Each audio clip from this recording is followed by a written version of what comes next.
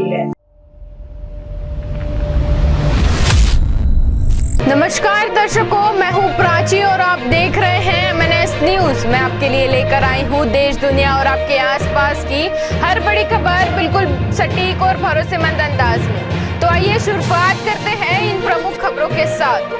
बस्ती में 4 लेन किनारे मिला युवक का शव, मौत की गुत्थी सुलझाने में जुटी पुलिस। बस्ती में 4 लेन के पास युवक का शव मिलने से इलाके में सनसनी फैल गई है। रेटिया गणेशपुर मार्ग किनारे मिले 37 वर्षीय सत्येंद्र प्रजापति के शव को पुलिस ने कब्जे में लेकर पोस्टमार्टम के लिए भेज दिया है। राहगीरों की सूचना पर मौके पर पहुंची पुलिस ने जांच शुरू कर दी है। अभी तक यह साफ नहीं हो पाया है कि युवक की मौत सड़क हादसे में हुई है या फिर इसके पीछे कोई और वजह है। पुलिस आसपास के लोगों से पूछताछ कर मामले की गहराई से जांच में जुटी हुई है।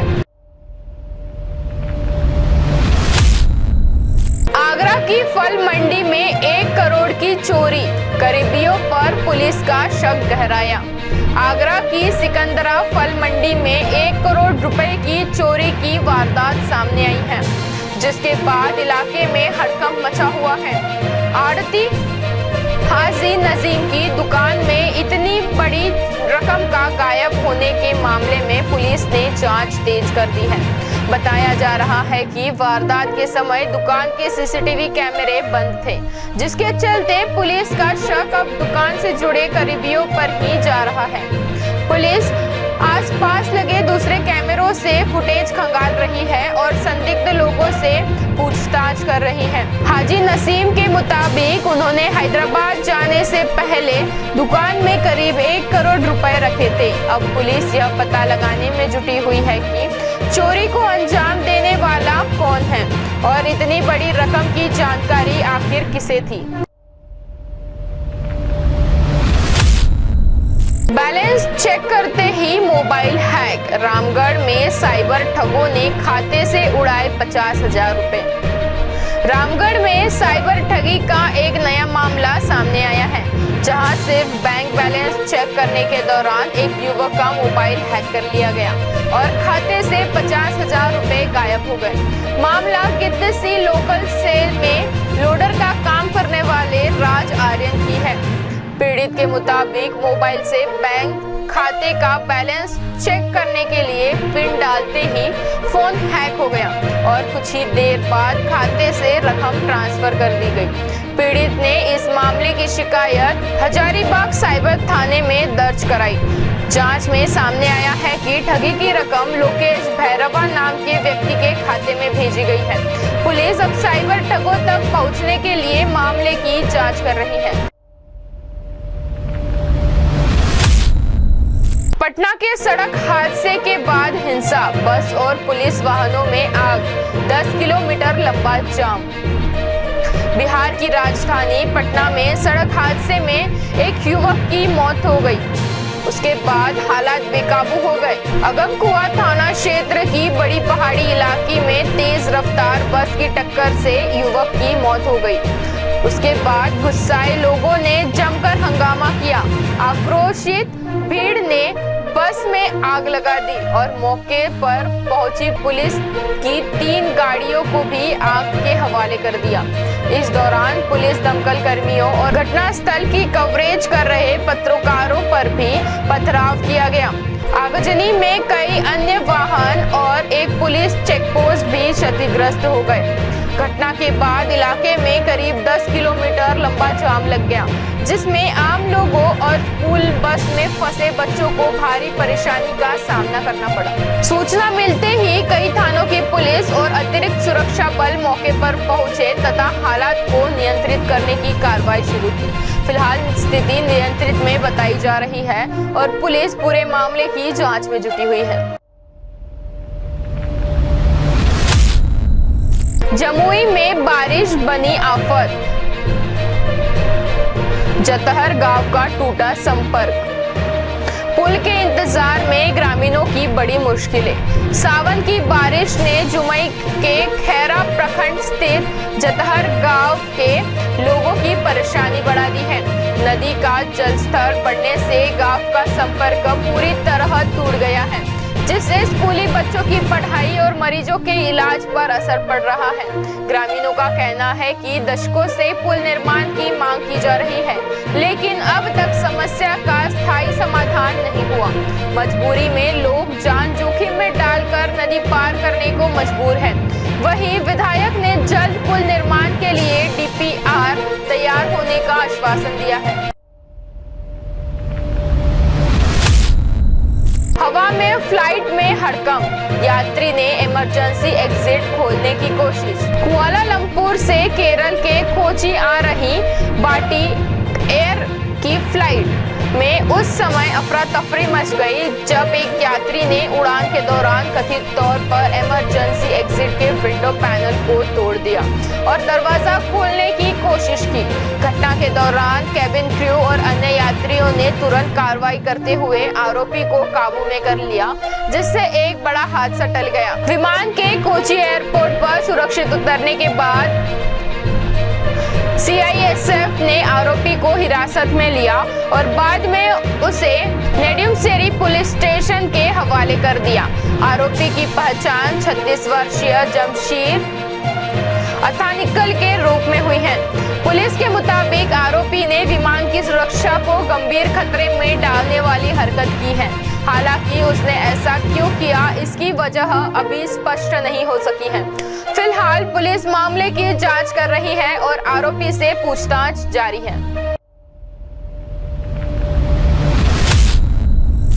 पंचकुला हत्याकांड का CCTV आया सामने, मेड और बेटा शव छिपाते कैमरे में कैद। हरियाणा के पंचकुला में रिटायर्ड कैप्टन की पत्नी की हत्या के मामले में बड़ा खुलासा हुआ है। इस सनसनीखेज वारदात का CCTV वीडियो सामने आया है, जिसमें घरेलू सहायिका और उसका बेटा कथित तौर पर महिला के शव को घर से बाहर ले जाकर पड़ोसी की छत पर चादर से ढककर छिपाते हुए दिखाई दे रहे हैं। पुलिस जांच के अनुसार घरेलू सहायिका सुनीता देवी घर में चोरी के शक में बार बार चोर कहे जाने से नाराज थी और इसी रंजिश में उसने अपने पति और बेटे के साथ मिलकर हत्या की साजिश रची। वारदात के बाद आरोपियों ने सबूत मिटाने की भी कोशिश की, लेकिन पुलिस ने त्वरित कार्रवाई करते हुए तीनों आरोपियों को गिरफ्तार कर लिया है। पूछताछ में आरोपियों ने अपना जुर्म कबूल करने की बात भी सामने आई है। पुलिस का कहना है कि CCTV फुटेज और अन्य साक्ष्यों के आधार पर जांच पूरी की जा रही है और जल्द ही अदालत में मजबूत चार्जशीट पेश की जाएगी। CJP का नया अभियान, क्या बोलती पब्लिक, अभिजीत दिपके का बड़ा ऐलान। कॉकरोच जनता पार्टी यानी CJP के संस्थापक अभिजीत दिपके ने पार्टी की कोर कमेटी की बैठक के बाद बड़ा ऐलान करते हुए बताया कि सितंबर से क्या बोलती पब्लिक नाम से देशव्यापी अभियान शुरू किया जाएगा। उन्होंने कहा कि इस अभियान के जरिए पार्टी देश भर के लोगों से सीधे संवाद करेगी, उनकी समस्याओं और मौजूदा हालात पर उनकी राय जानेगी। मीडिया से बातचीत में दिपके ने युवाओं की भूमिका की सराहना करते हुए कहा कि हाल के आंदोलनों ने लोगों के मन से डर खत्म किया है और अब जनता खुलकर अपनी आवाज उठा रही है। उन्होंने यह भी कहा है कि पार्टी बेरोजगारी और शिक्षा व्यवस्था जैसे मुद्दों को राष्ट्रीय स्तर पर प्रमुखता से उठाएगी तथा संविधान की मूल भावना के अनुरूप काम करने का दावा किया। CJP के इस नए अभियान को लेकर राजनीतिक हलकों में चर्चाएं तेज हो गई हैं। होशियारपुर को मिली पहली महिला मेयर, प्रवीण सैनी के नाम पर लगी मुहर। होशियारपुर नगर निगम को पहली बार महिला मेयर मिल गई है। 6 बार की पार्षद प्रवीण सैनी को नगर निगम का नया मेयर चुना गया है, जबकि पूर्व मेयर सुरेंद्र सिंधा को सीनियर डिप्टी मेयर और संदीप चैची को डिप्टी मेयर की जिम्मेदारी जिम्मेदारी सौंपी गई है। शपथ ग्रहण के बाद कैबिनेट मंत्री डॉक्टर बलवीर सिंह की मौजूदगी में चुनाव प्रक्रिया पूरी हुई और प्रवीण सैनी के नाम पर आधिकारिक मोहर लगी। लंबे समय से नगर निगम की राजनीति में सक्रिय प्रवीण सैनी इससे पहले सीनियर डिप्टी मेयर की जिम्मेदारी भी निभा चुकी है। हालांकि इस फैसले के बाद पार्टी के भीतर असंतोष की चर्चा तेज हो गई है। कुछ पार्षदों ने मेयर और अन्य पदों के चयन की प्रक्रिया पर सवाल उठाते हुए आरोप लगाया है कि निर्णय लेते समय सभी की राय को पर्याप्त महत्व नहीं दिया गया।